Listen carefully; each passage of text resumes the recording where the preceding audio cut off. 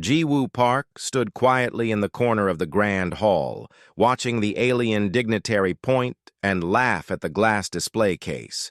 Inside the case, carefully preserved and polished, sat an old human pistol from Earth's 20th century. The weapon gleamed under the museum lights, unaware of the mockery surrounding it. "Look at this primitive thing," Counselor Vexthor announced to his group of visitors. His forearms gestured dramatically at the pistol. "The humans actually used chemical explosions to throw pieces of metal at each other. Can you imagine?" The tour group of various alien species chuckled and whispered among themselves. Vexthor's scaled face twisted into what passed for a smile among his people. He was a Krellian, one of the most powerful species in the Galactic Council. His people had discovered energy weapons 3,000 years ago. To him, the human pistol was a joke. Jiwoo felt her hands tighten around her datapad. She was the curator of the human section of this museum. Every day, she guided visitors through displays of Earth's technology. Every day, she heard the same comments: primitive, backwards, dangerous, barbaric. The museum was officially called the Galactic Heritage Center, but humans had another name for it. They called it the Museum of Shame. Here, the Council displayed the pre-space flight technologies of newly joined species. The message was clear. Look how far you've come since we found you. Look how much you needed us. The human wing was the largest. It had been 200 years since massive alien ships appeared over Earth's cities. 200 years since humanity learned they were not alone. 200 years since they were forced to join the Galactic Council, whether they wanted to or not. "This weapon," Vexthor continued, tapping a claw against the glass, "represents everything wrong with human development. While civilized species were mastering energy manipulation, humans wasted centuries on explosive powder and metal bullets." Ambassador Minjun Kang stood near the back of the tour group. His face remained calm and diplomatic, though Jiwoo could see the tension in his shoulders. He had been Earth's representative to the Council for 15 years. He had learned to endure these humiliations with grace. Next to him, Dr. Sarah Chen was less controlled. The human historian's jaw clenched as Vexthor spoke. Her fingers drummed against her leg. A sign Jiwoo recognized. Sarah wanted to argue, to defend, to educate, but they both knew it would do no good. "The truly sad part," Vexthor said, moving to another display, "is that humans are still attached to these weapons. They keep museums on Earth dedicated to guns and explosives. They write songs about wars fought with such crude tools. It's almost touching, in a pathetic way." One of the visiting aliens, a floating creature from the Valorian system, spoke up. "But, Counselor, didn't humans achieve spaceflight with chemical rockets? Surely that shows some ingenuity." Vexthor waved a dismissive hand. "They reached their moon barely. It took them decades to do what any proper species accomplishes in years, and they did it by sitting on top of controlled explosions. Controlled explosions. Can you imagine the waste?" "The danger?" The tour group murmured in agreement. Jiwoo felt her face grow hot. She remembered her grandfather's stories about the moon landing, how humanity had celebrated, how they had dreamed of the stars, how proud they had been. "Now let me show you the most absurd part," Vexthor said, returning to the pistol display. He pressed a button on his wrist device. A holographic shield appeared around him, shimmering blue in the museum lights. "Modern defensive shields render all kinetic weapons completely useless. A child's toy could stop bullets.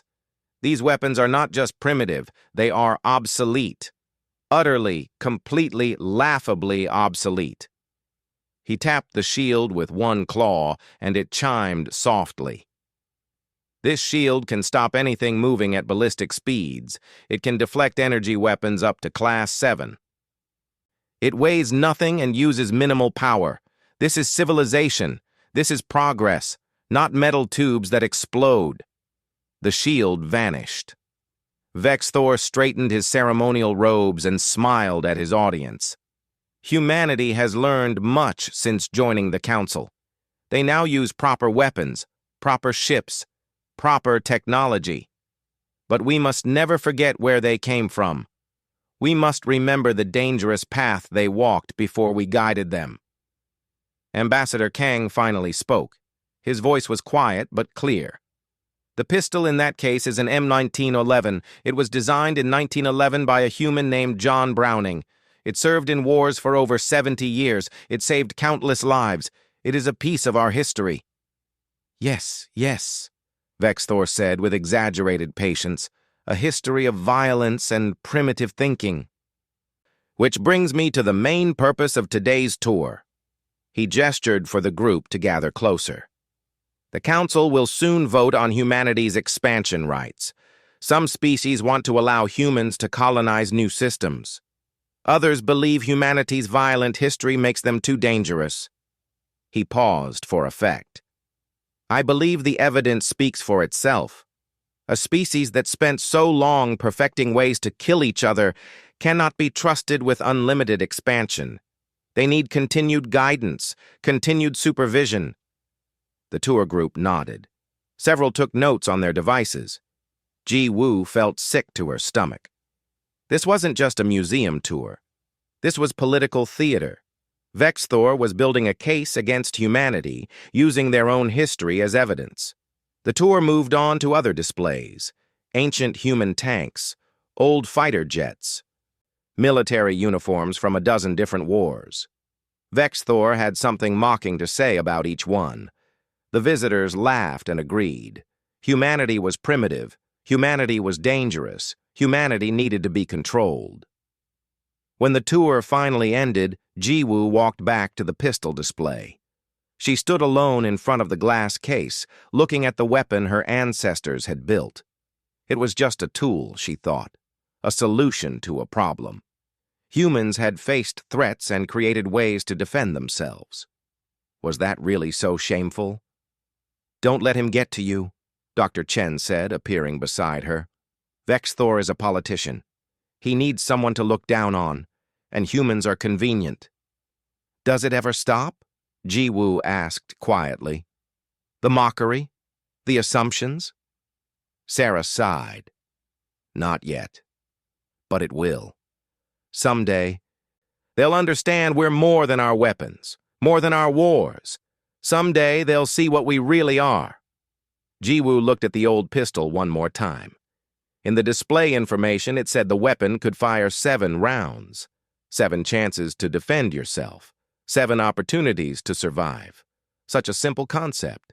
Such effective engineering. She wondered if that day Sarah mentioned would ever come. The day when humans were seen as equals, not charity cases, not dangers to be managed, not primitives to be guided. The museum lights dimmed automatically as evening approached. Jiwoo gathered her things and prepared to leave. Tomorrow would bring another tour, another group of visitors, another round of mockery. But tonight she would go home and remember that humanity had survived everything thrown at it. They would survive this too. 3 weeks after the museum tour, Captain Seo Yan Lim stood on the bridge of border station Heimdall 7 and watched her peaceful shift turn into a nightmare. The warning klaxons started at 0600 hours. By 0603, she knew they were in serious trouble. Multiple contacts dropping out of hyperspace, her tactical officer reported. Marcus Webb was a veteran of the Human Defense Force, back when humans were still allowed their own military. His steady voice carried an edge of concern. Configuration matches Kresh assault ships. Seo Yan pulled up the tactical display. 12 ships, all broadcasting weapons hot. The Kresh were a recently defeated species, absorbed into the Council after losing a war of expansion. They were supposed to be pacified, their weapons destroyed, their military disbanded. Apparently, no one told them that. Shields up! Send distress signal to the nearest Council patrol, Seo Yan ordered. Alert all docked ships to prepare for emergency departure. The station shuddered as the first energy blast hit their shields. CO Yan gripped her command chair. Heimdall 7 was a trade station on the border of Council space. 40,000 civilians from a dozen different species lived and worked here. They had defensive shields and a small security force, but they were not a military installation. Council peacekeepers responding, Marcus reported. ETA 12 minutes. 12 minutes. The shields were already dropping to 90%. SEO Yan had been a military officer before the Council required all humans to serve under joint command. She knew how to calculate survival odds. They were not good. The Kresh ships moved with disturbing precision. Their weapons fire was constant, systematic, designed to overwhelm the station's shields through sheer volume. SEO Yan recognized the tactic. These were not pirates or desperate refugees. This was a coordinated military assault. Captain, their weapons... Marcus trailed off, his face confused. They're using Council military energy signatures. High-grade stuff. That's impossible, Seo Yan said. The Kresh were disarmed. Tell that to our shields. They're down to 70%. A new voice crackled over the command channel. Heimdall 7, this is Kresh Commander Zalketh. Your shields will fail in 8 minutes. Surrender now and we will spare the civilians. Resist and everyone dies. Seo Yan muted the channel. Where did they get Council weapons? Stolen. Probably, Marcus said. There were rumors about missing equipment from the occupation forces. The peacekeepers arrived at Minute 9. 3 Council cruisers, state-of-the-art, crewed by professional soldiers from the Krellian fleet. Seo Yan felt a moment of relief. The cavalry had arrived. That relief lasted exactly 40 seconds. The Council cruisers opened fire with their energy weapons, brilliant blue beams that had won 100 wars. The Kresh ships' shields flared and held. The cruisers fired again and again. The Kresh shields absorbed every shot like they were nothing. How? Marcus whispered. Seo Yan understood. The Kresh had not just stolen weapons, they had stolen the latest Council technology, shield disruptors, equipment that made traditional energy defenses useless. The Council had developed it to defeat their enemies. Now their enemies were using it against them. The Kresh ships ignored the cruisers and focused on the station. Shields at 40%, 30, 20. All hands, prepare for boarding action, Seo Yan announced over the station-wide channel. Security teams to defensive positions, civilians to emergency shelters. The Council Admiral was broadcasting on open channels, his voice desperate. Does anyone have weapons that can penetrate these shields? Anything, we need options. The peacekeepers tried everything. Missiles, torpedoes, plasma cannons. The Kresh ships batted them away or absorbed them. Their technology was specifically designed to counter Council weapons, and since every Council species used energy-based armaments, they were all equally useless. Station shields failed at minute 14. The Kresh ships launched boarding pods. SEO Yan watched dozens of them slam into Heimdall 7's hull, attaching like mechanical limpets. She heard the cutting torches start. The screaming would begin soon. Her communicator chimed. A priority call from an unexpected source. Ji-Woo Park, the museum curator. Seo Yan had met her once at a cultural exchange event. Nice woman. Quiet. Why was she calling now? Captain, I know this sounds crazy, Ji-Woo said, speaking fast. But I'm on Heimdall 7 for an exhibition. I brought some items from the museum, including that old pistol everyone laughs at. This is not the time, Seo Yan started. Kinetic weapons, Ji-Woo interrupted. Bullets, physical projectiles. They don't interact with energy shields the same way. The Kresh shields are designed to stop energy weapons. But what about old-fashioned guns? Seo Yan froze. Her mind raced through the tactical implications. Energy shields worked by disrupting the energy fields of incoming weapons. They dissipated beams, detonated missiles prematurely, neutralized plasma. But a simple bullet was just mass and momentum. No energy field to disrupt. No detonation to trigger early. It was crazy. It was desperate. It was their only option. "Marcus, do we still have the restricted storage vault?" CO Yan asked. Her tactical officer looked confused. "The one with the human historical items? Yes, but regulations say, open it now." When humanity joined the Council, they were required to give up most of their ballistic weapons. Energy weapons were cleaner, more efficient, more civilized. But humans being humans, they had kept a few items. For historical purposes, they said, for museums, for memory. The vault door opened with a hiss. Inside, carefully preserved in climate-controlled cases, were pieces of Earth's military history, rifles from a dozen different eras, pistols of various makes and models, even an old machine gun, its ammunition belt still loaded, and boxes of ammunition. Thousands of rounds, carefully maintained, tested periodically, kept ready for a day no one thought would come.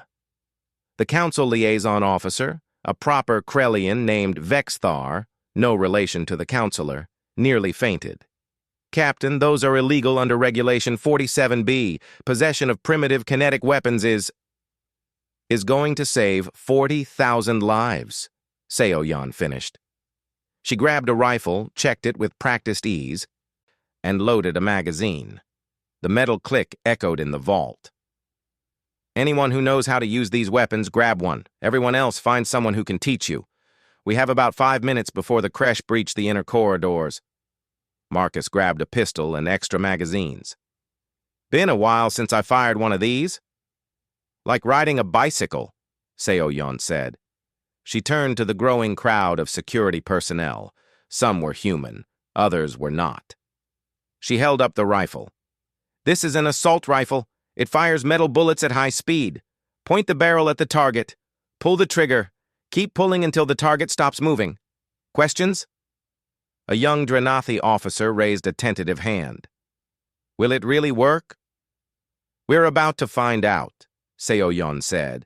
She handed out weapons, showed quick loading techniques, explained basic safety. There was no time for proper training.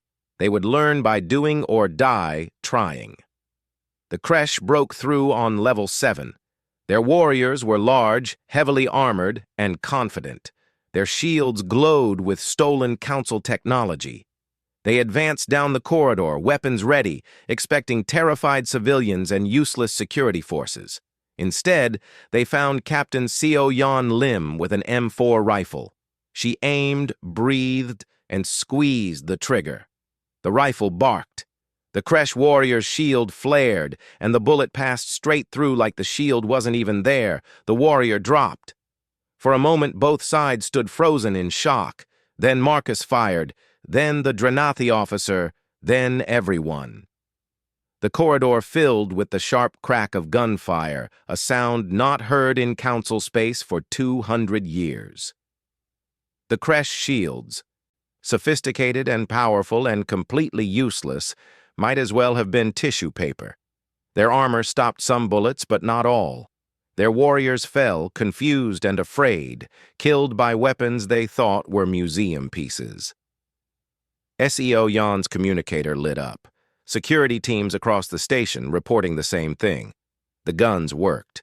The primitive ancient mocked and laughed at guns worked perfectly. She contacted the Council Admiral. "This is Heimdall 7. We have a solution to your shield problem. You're not going to like it, but you're definitely going to use it." The emergency armory on Heimdall 7 had become the most important room in Council space. Ji-Woo stood in the center of controlled chaos, watching dozens of beings from different species learn to handle weapons their governments had forbidden for centuries. "Keep your finger off the trigger until you're ready to fire," a human instructor explained to a nervous Valorian. The floating creature's tentacles wrapped awkwardly around the pistol grip. "Yes, like that. Now sight down the barrel. See those little marks? Line them up with your target." Dr. Sarah Chen moved through the crowd, her historian's knowledge suddenly vital. She identified each weapon, explained its purpose, demonstrated its use. The ancient became cutting edge. The obsolete became essential. Counselor Vexthor stood against the far wall, his forearms crossed, his face showing deep disapproval. He had been on the station for a diplomatic meeting when the creche attacked. Now he watched humans distribute the very weapons he had mocked 3 weeks ago. "This is insanity," he muttered to Ambassador Min Jun Kong. "Arming civilians with primitive weapons. It violates a dozen regulations." "So does dying," Kang replied calmly. "Captain Lim is doing what she must to protect this station. I suggest you either help or stay out of the way." Vexthor's scales flushed with anger, but he said nothing. The sound of gunfire from other sections of the station made arguments about regulations seem foolish. A young human named David ran into the armory, breathless. "Captain Lim needs more people on level 9. The creche are trying to reach the civilian shelters." "I'll go," said a Krellian security officer, surprising everyone. She was young, probably assigned to this quiet station because she had angered someone important. She picked up a rifle with determination. "Show me how this works." Sarah quickly demonstrated loading and firing. The Krellian practiced the motion twice, then nodded. "Simple, elegant. I understand why humans use these." She left with David and 3 others, carrying weapons her species had considered beneath them for thousands of years. Jiwoo felt an odd sense of pride. The guns were not just tools anymore. They were symbols of cooperation, proof that survival mattered more than pride. Captain Seo-yeon appeared on the main display screen. Her face was streaked with sweat and determination. "Attention all defenders. The creche are regrouping on levels 6 through 10. They're learning to take cover, adapting their tactics. We've surprised them, but they won't stay surprised forever." Marcus Webb appeared beside her. "We need to think bigger. The creche ships are still out there. Station defense is one thing, but we need to help the Council fleet." The Council Admiral joined the channel. His earlier confidence had been replaced with desperate humility. "We're open to suggestions. Our weapons are useless against their shields. What do you recommend?" Seo-yeon looked off-screen, then back. "Ambassador Kang, can you explain the principle of mass drivers to the Admiral?" Kang stepped forward, his voice taking on a lecturer's tone. "A mass driver is the simplest weapon possible. You accelerate a piece of metal to high speed. No energy weapon, no explosive, just kinetic impact. The principle is ancient, but it works." "How do we build one?" the Admiral asked. "You already have the parts," a new voice said. Jiwoo recognized him as the station's chief engineer, a human named Robert Chen. "Your ships have cargo manipulation systems, magnetic accelerators for moving containers. We can repurpose them." The Admiral looked doubtful. "To fire what exactly?" "Anything dense," Robert explained. "Steel rods, chunks of titanium. We have a fabrication facility on the station. We can make projectiles quickly." Sarah Chen added her knowledge. "Humans used railguns in our early space programs. Simple physics. Magnetic coils accelerate metal. The faster it goes, the harder it hits. No shield can stop pure kinetic energy unless it's specifically designed for it, and the creche shields aren't." The Admiral was quiet for a moment. Jiwoo could see him struggling with the idea. His species had mastered energy weapons 3,000 years ago. Now humans were telling him to throw metal rods at the enemy. It must have felt like going backwards. But desperation and wisdom sometimes look the same. "How quickly can you fabricate these projectiles?" he asked. "We're already working on it," Robert said. "First batch ready in 20 minutes. On level 9, the creche were learning that shields were not enough. They moved more carefully now, using cover, trying to flank the defenders. But they were still fighting with energy weapons, still relying on technology that had made them confident. Jiwoo watched the security feeds. The young Krellian officer was proving to be an excellent shot. She moved with precision, her rifle steady, her aim true. 2 other species worked with her, covering each other, communicating despite language barriers. The crisis was creating something the Council had failed to build in 2 centuries: real cooperation. A Kresh warrior charged around a corner, his shield glowing, his energy rifle spitting deadly beams. The Krellian officer shot him twice. He fell, his sophisticated shield unable to stop simple bullets. "They keep expecting their shields to work," the Krellian muttered. "They're dying surprised." Elsewhere on the station, similar scenes played out. Kresh boarding parties were being pushed back, contained, defeated. Warriors trained in modern warfare were being beaten by weapons their teachers had called obsolete. In the armory, Vexthor finally spoke. "This is temporary. Once this crisis ends, these weapons will be banned again. The Council will allow whatever keeps people alive," Ambassador Kang interrupted. His patience had limits. "You stood in a museum and mocked that pistol. You called it primitive, backwards, a monument to human stupidity. Where is that pistol now, Counselor?" Vexthor did not answer. "I'll tell you," Kang continued. "It's in Jiwoo's hands. She has it for the exhibition. And if the Kresh breach this armory, that primitive weapon will protect her life and yours."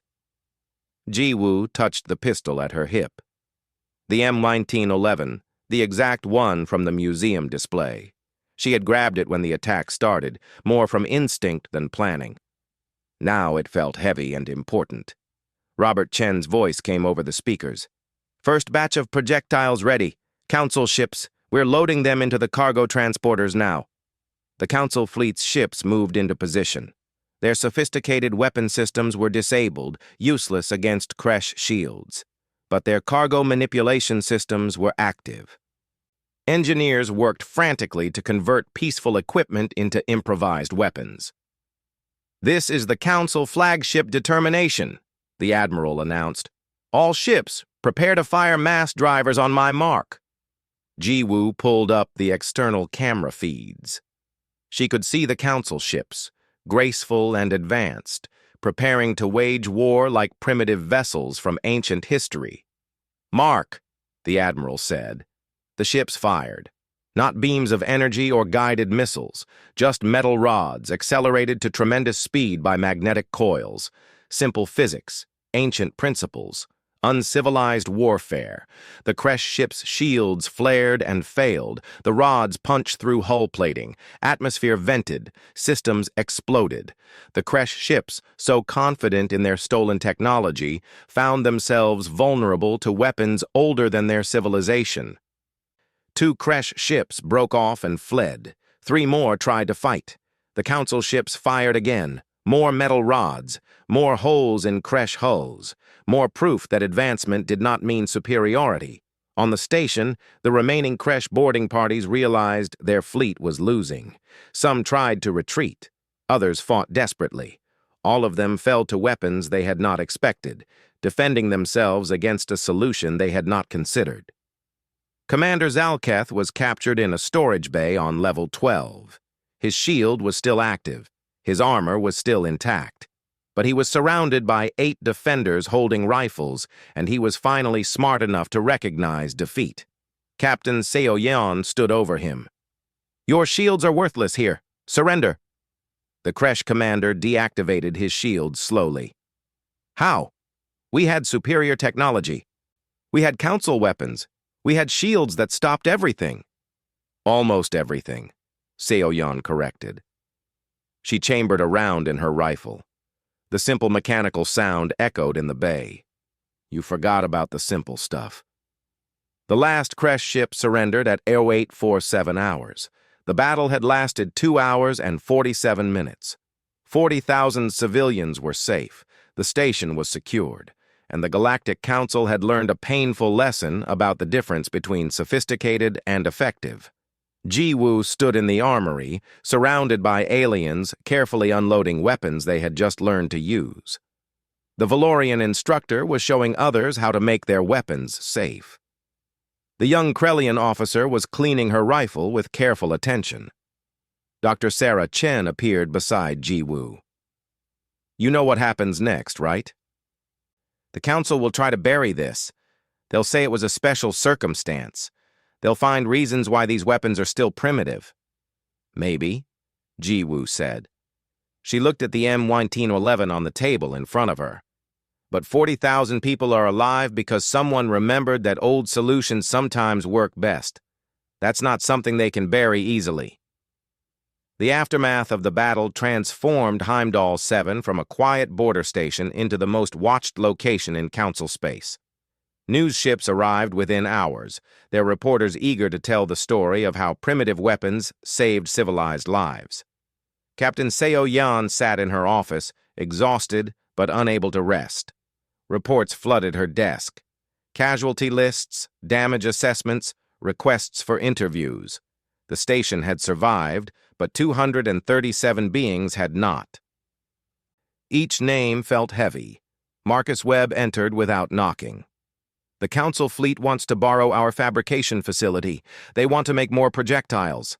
Thousands of them. Seo Yan almost laughed. 6 hours ago, the Council thought kinetic weapons were barbaric. Now they wanted to mass produce them. Tell them yes. Charge them standard manufacturing rates.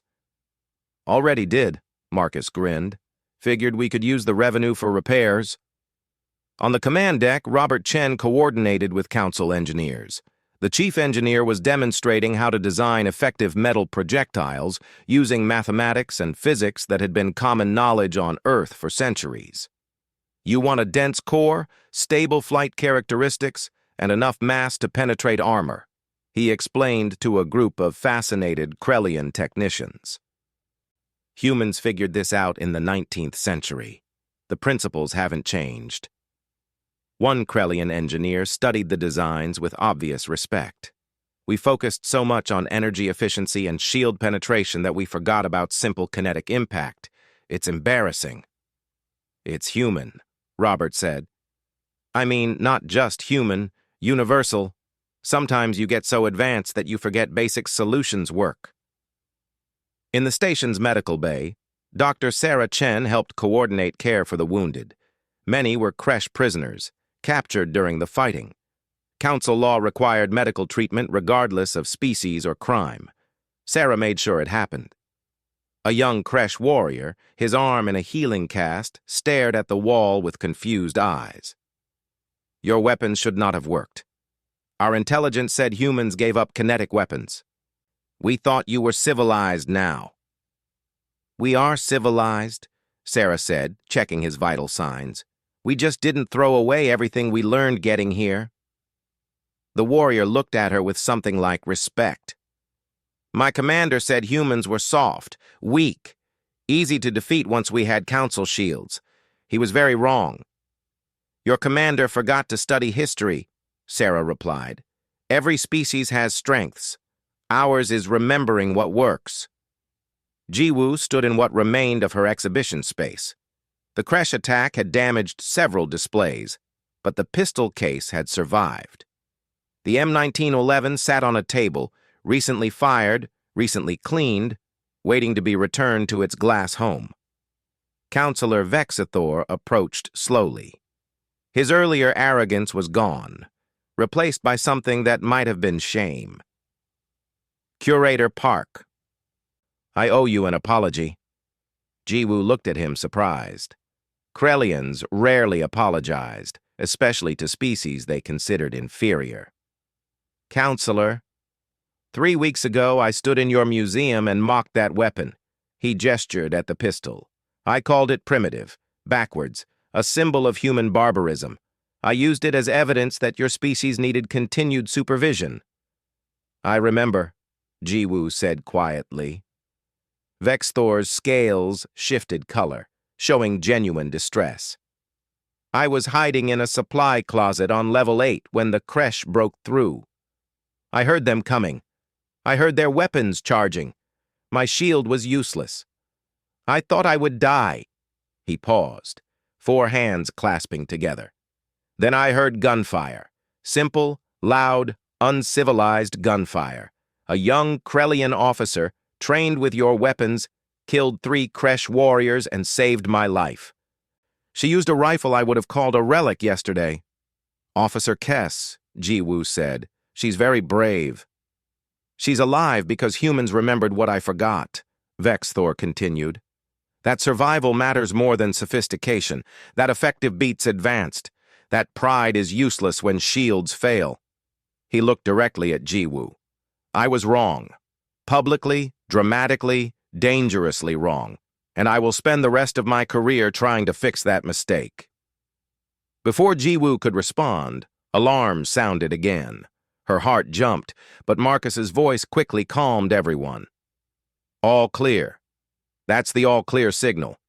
The Council has confirmed all Crest ships are captured or destroyed. The threat is over. Across the station, people cheered. Different species, different languages, unified by relief and survival. Ji-woo felt tears in her eyes. They had done it. They had survived. Ambassador Kang arrived at the exhibition space, followed by camera drones from a dozen news agencies. Ji-woo, they want a statement from you about the weapons. She blinked. Me? I'm just a curator. You're the person who suggested using them, Kang said gently. You're the one who remembered they existed. The Council wants to hear from you. Ji-woo looked at the cameras, then at the pistol. She had spent years defending human history to people who did not want to listen. Now, suddenly, they were paying attention. She picked up the M1911 carefully. The metal was cool in her hands.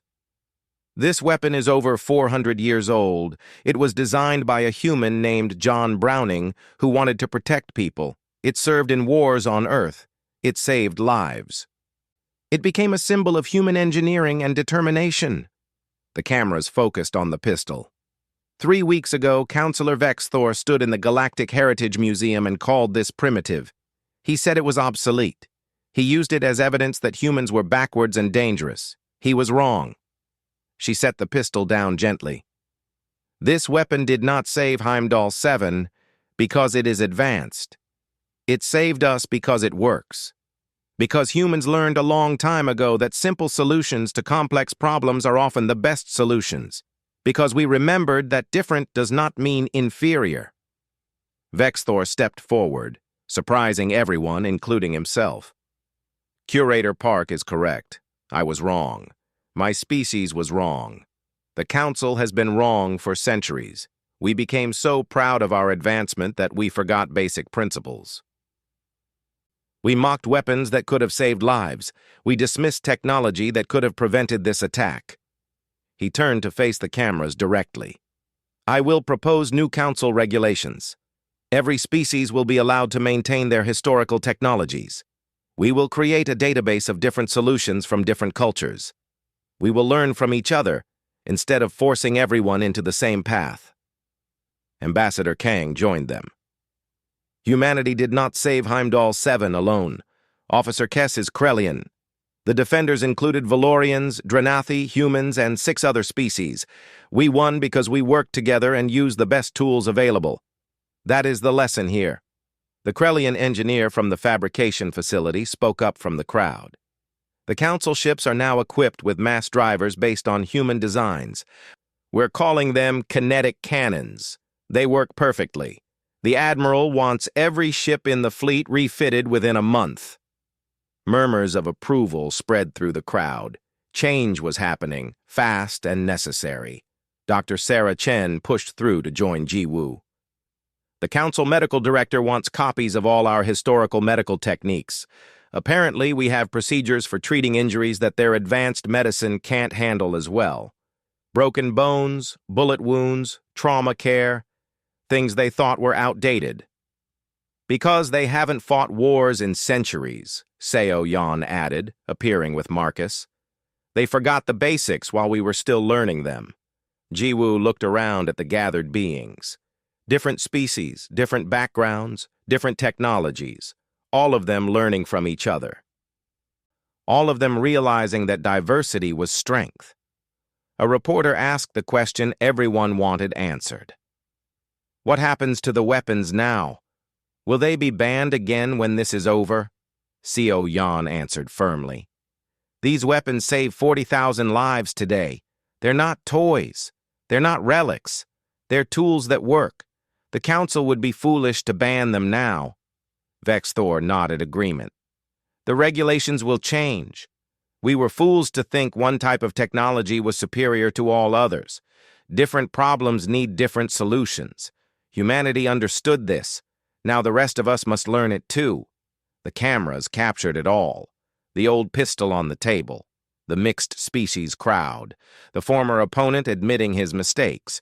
The curator standing proud. The story was spreading across Council space at light speed. In orbit, the Council flagship Determination fired a salute with its new mass drivers. Metal rods launched into empty space, glittering in the station lights. A celebration of victory and a promise of change. Jiwoo picked up the M1911 one more time. Tomorrow, it would go back in its display case. But the label would change. Not primitive human weapon anymore. Something better. Something true. She already knew what it would say. The weapon that saved Heimdall 7 and changed galactic defense. Simple, accurate, honest, just like the gun itself. 3 months after the Battle of Heimdall 7, Jiwoo stood in the newly redesigned museum and barely recognized it. The grand hall that once displayed human shame now celebrated diversity of thought and engineering. The name had changed, too. No longer the Galactic Heritage Center. Now it was called the Museum of Diverse Innovation. The change was more than cosmetic. Display cases that once mocked, now educated. Labels that once condemned, now explained. Visitors who once laughed, now learned. "It's beautiful," Dr. Sarah Chen said, standing beside her. "Everything we wanted it to be." Jiwoo smiled. The human wing was still the largest, but now it had company. A Valorian section displayed ancient acoustic weapons that could shatter shields through resonance. The Drenathi had contributed chemical defense systems that modern sensors could not detect. Even the proud Krellians had opened their archives, sharing primitive but effective technologies their ancestors had developed. Every species had something to teach. Everyone had forgotten solutions worth remembering. The centerpiece of the museum remained the same glass case, but everything else about it had changed. The M1911 pistol sat on red velvet, cleaned and preserved, surrounded by holographic displays showing its role in the battle.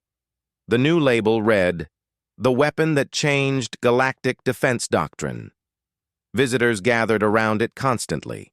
Young beings from a dozen species studied it, asked questions, learned its history. Jiwoo had become used to giving tours that focused on respect instead of mockery. "The principle is simple," she explained to a group of students. "Accelerate metal using chemical explosions. No computers required, no energy cells, just powder, metal, and physics. Humans used these weapons for centuries because they worked."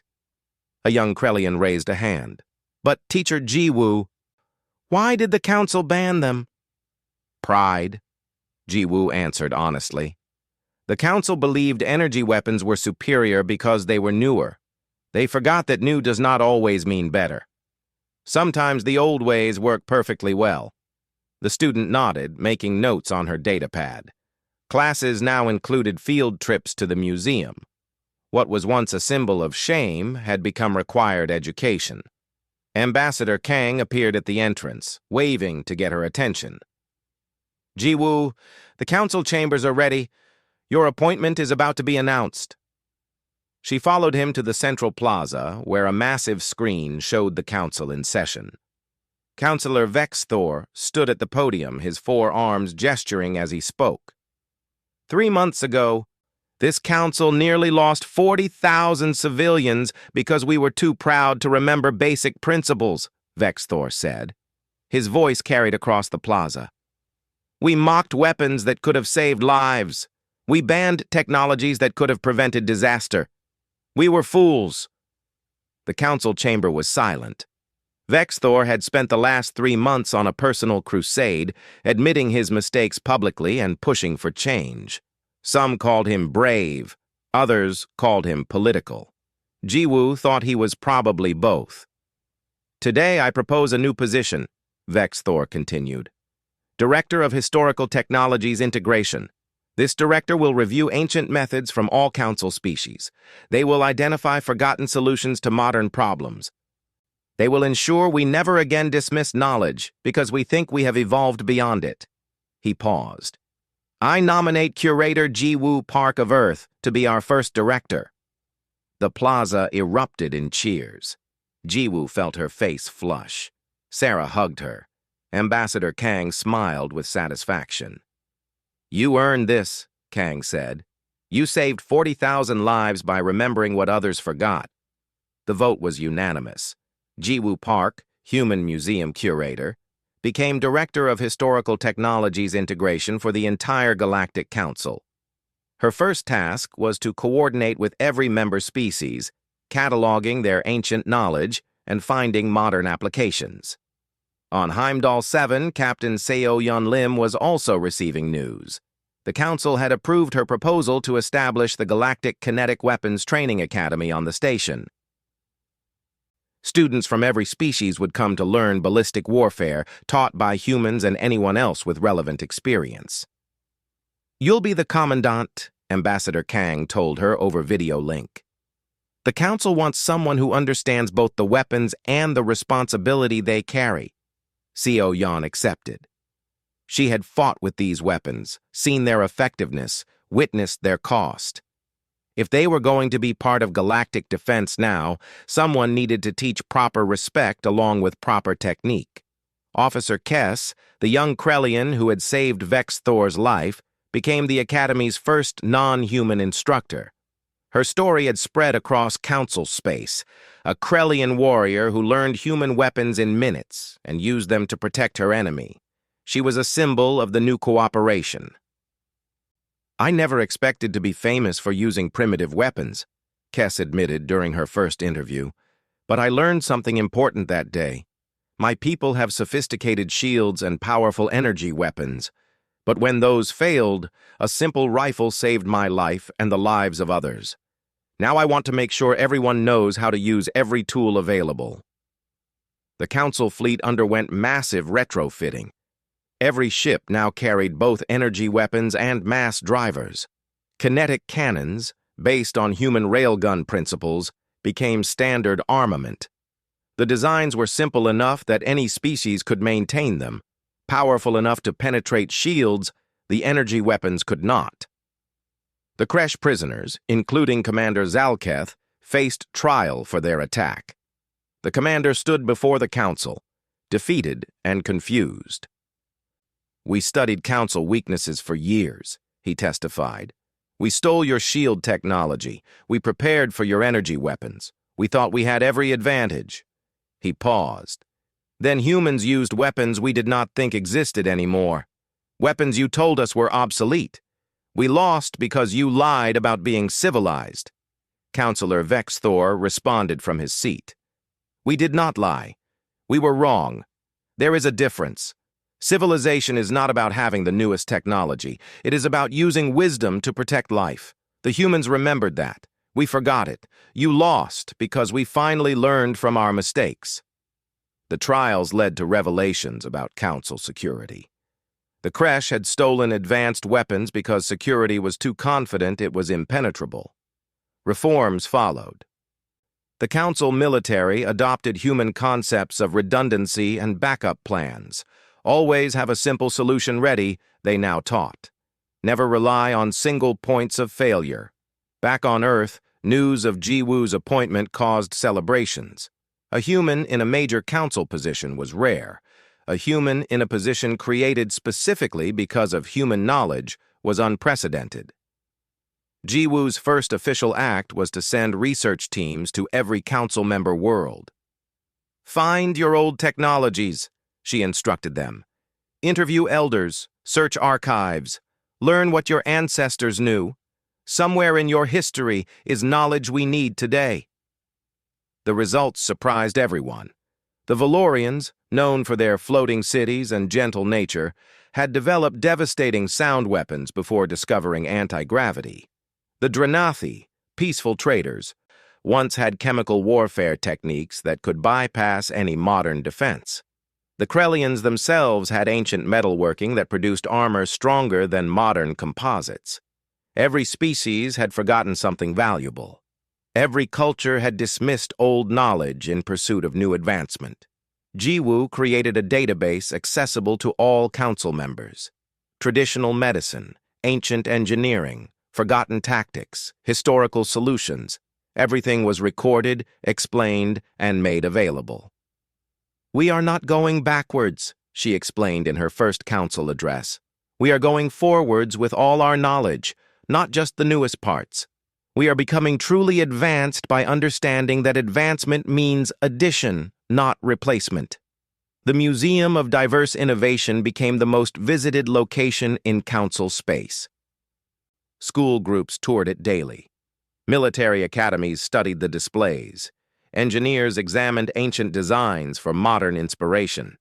The pistol case remained the most popular exhibit. Jiwoo often found herself standing there, watching visitors examine the weapon that had changed everything. Some touched the glass reverently. Others took holophotos. All of them read the label and understood the lesson. One afternoon, a young human child visited with his Krellian classmates. He stared at the pistol with wide eyes. "Teacher says this gun saved everyone." "It did," Jiwoo confirmed. "But the gun alone did not save them. Knowledge saved them. Remembering saved them. Wisdom saved them. The gun was just a tool." The child nodded seriously. "My grandfather has an old gun, from Earth. He says it is history."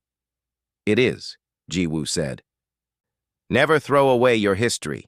You never know when you will need it." Months became years. The changes that began at Heimdall 7 spread throughout council space. Species shared knowledge freely. Ancient techniques solved modern problems. The council became stronger through diversity rather than uniformity. Jiwoo stood in her office, looking at reports from across the galaxy. A Valorian research team had discovered that their ancient navigation methods worked better in certain nebulae than modern sensors. A Dranathi medical technique, considered outdated, proved more effective for treating a new disease than contemporary medicine. Krellian metallurgy from 3,000 years ago was being used to build stronger ship hulls. The old was not obsolete.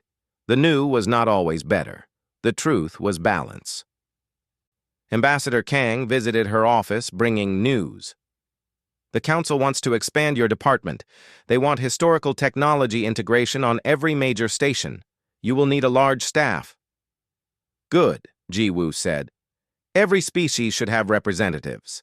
Every culture should have a voice." "Speaking of voices," Kang smiled. Captain Lim's academy graduated its first class. 200 students from 18 species, all certified in kinetic weapons and historical warfare techniques. They are being assigned throughout the fleet. Jiwoo thought about the journey. From mockery to respect.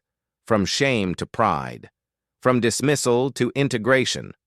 All because people remembered that different was not inferior, old was not useless, and simple was not primitive. The M9911 pistol still sat in its case, watched by millions, respected by all. Once a symbol of human backwardness, now a symbol of galactic wisdom. In her final report to the council, Jiwoo wrote, "We have learned that progress is not a straight line from primitive to advanced. Progress is a circle, where we return to old knowledge with new understanding. The humans who built ballistic weapons 400 years ago were not backwards. They were solving problems with the tools they had. We honor them by remembering their solutions and using them when appropriate." She looked at the pistol one last time before leaving for the day. It gleamed under the museum lights, silent and patient, forever ready to teach its lesson to anyone willing to learn. Humanity had given the galaxy many things: art, music, literature, determination. But perhaps their greatest gift was simpler: the wisdom to remember that the past has value, that old solutions still work, and that true advancement means learning from everything not just the latest innovation. The gun did not fire again after Heimdall 7. It did not need to. It had already done its job. It had changed minds. It had saved lives. It had taught the galaxy a lesson they would never forget. Sometimes the ancient is exactly what you need.